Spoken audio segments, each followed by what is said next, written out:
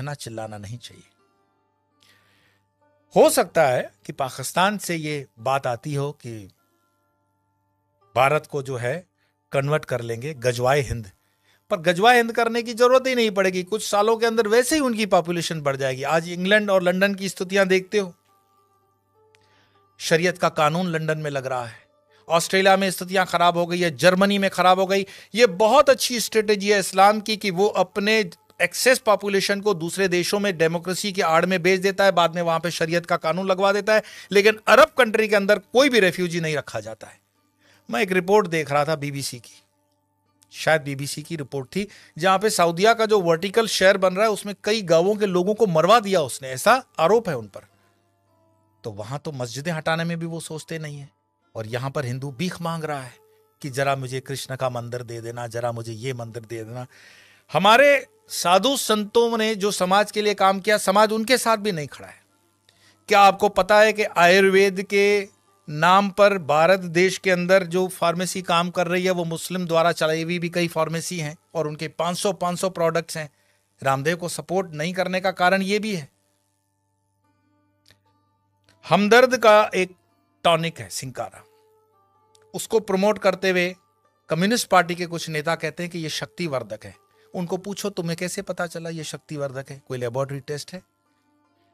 Allopathy के comparison में जो रामदेव बाबा को कहा गया था कोरोना के कंपैरिजन में, वो चीजें सब पर लागू होनी चाहिए। क्या आपको पता है सोनू निगम जैसा कलाकार जो पिछले कई सालों से फिल्म इंडस्ट्री के अंदर बेहतरीन आवाज दे रहा है, उसने जब खुले से कहा कि इस अजान के कारण मुझे तकलीफ होती है, इंडस्ट्री में उसको काम मिलना कम हो गया, क्योंकि बॉलीवुड की इंडस्ट्री आज भी इस्लामिक फंडामेंटलिस्टों द्वारा डोमिनेट है। मैं आपको और बता दूं, जिन दिनों शाहरुख खान, सलमान खान, आमिर खान स्ट्रगल कर रहे थे, गोविंदा सुपरस्टार था, और गोविंदा को नीचे करने के लिए उसकी जोड़ी में चलने वाली करिश्मा कपूर को आमिर खान के साथ एक फिल्म दे दी जाती है परदेसी। गोविंदा की जोड़ी को तोड़ा जाता है और उसके बाद उदय होता है सलमान खान, आमिर खान और शाहरुख खान का समय, क्योंकि इंडस्ट्री डोमिनेटेड है इस्लामिक लॉबी द्वारा। ऐसे कई मैं आपको उदाहरण दे सकता हूं, लेकिन मुख्य बात क्या है? क्या हमारे हिंदुस्तान में सारे मुसलमान खराब हैं? यह कहने का अर्थ नहीं है।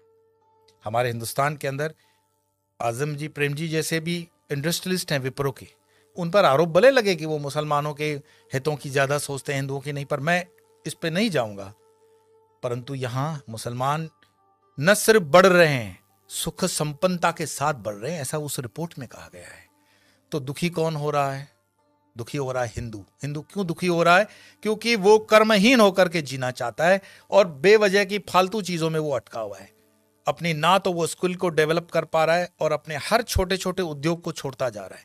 आज जब हम अपने आश्रम का भी काम करवाते हैं तो लेबर ढूंढने में हमें तकलीफ पड़ जाती है।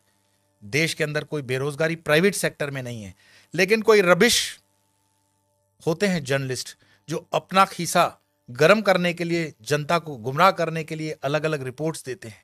देश के अंदर आज भी उतना ही रोजगार है, अगर युवान ठान ले तो बहुत कुछ कर सकता है, लेकिन जो आप जगह खाली करते हो वो दूसरा आता है। गुजरात के हाईवेज पे एक पूरी होटल्स की चेन है, वो चेन चलाते हैं चेलियास कम्युनिटी के लोग। चेलियास मुस्लिम कम्युनिटी है और उनकी इतनी यूनियन होती है कि उसमें दूसरा कोई होटल नहीं खोल सकता हिंदू। मैं पूरे गुजरात हाईवे की बात कर रहा हूं, नेशनल हाईवे नंबर 8। साल में सिर्फ 2-3 दिन ये होटलें बंद होती हैं। आपकी ताकत नहीं है कि इस इलाके में कुछ काम कर सको, और उनके होटलों के नाम जो रखे जाते हैं इतने मिसगाइडिंग होते हैं कि आपको पता भी ना पड़े कि ये हिंदू की है कि मुस्लिम की है। होटल का नाम होता है भारत, नव Gujarat, Tulsi, Kabir, Jai Hind, Sarvodaya, dine in, dine out. किसको पता पड़ रहा है ये इस्लामिक माइंडसेट की होटल है? लेकिन सारे ट्रक ड्राइवर जानते हैं ये अपने वाले की है।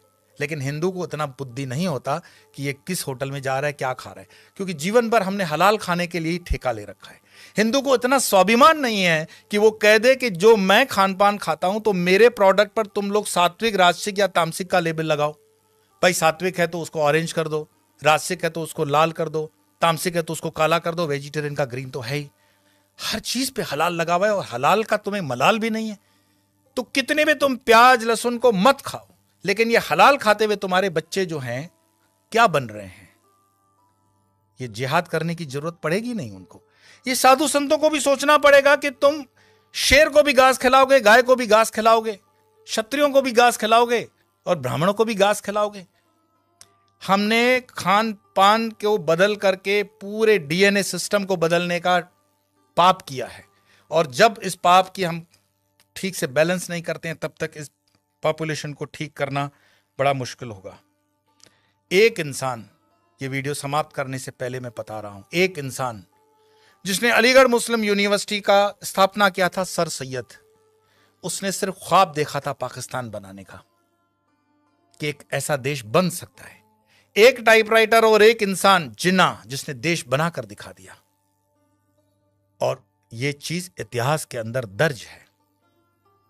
क्या पता ओवैसी जो कह रहा हो उसको हम सीरियसली नहीं ले रहे हैं।